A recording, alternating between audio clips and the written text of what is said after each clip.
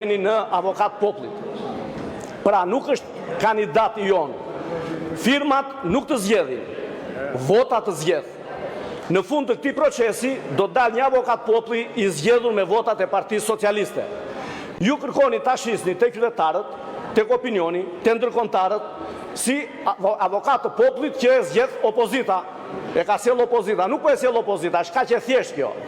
Po bëni diversion, po mirëni të gjitha pushtetet. Sinqerisht, unë personalisht po them një gjë. Madje disa kolegëve të mi u kam thënë që kote bëjnë këtë luftë, lereni ta marrin edhe avokatin e popullit se ai kot është aty, s'bënojnë punë. Absolutisht. Dhe më mirë që e mirëni në këtë formë, është avokati juaj, të bëj avokatin tuaj, ndoshta do jetë i fuqishëm ky zoti Shabani. Unë jam i sigurt që zoti Shabani na ndjek tani, është para televizorit dhe na ndjek në këtë sallë gjithë diskutimet që bëjnë këtu. Madje përfitoj nga rasti të bëj një thirrje.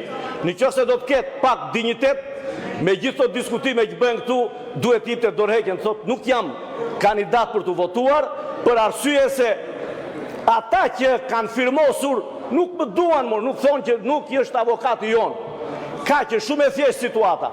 Por pa moraliteti këtu është i përbashkët, është një lojë që keni bërë dhe shumë e pistë. Mua më vjen keq për shumë kolegë të mirë që argumentojnë juridikisht këtu se sa e drejtë është kjo, pak rëndësi ka.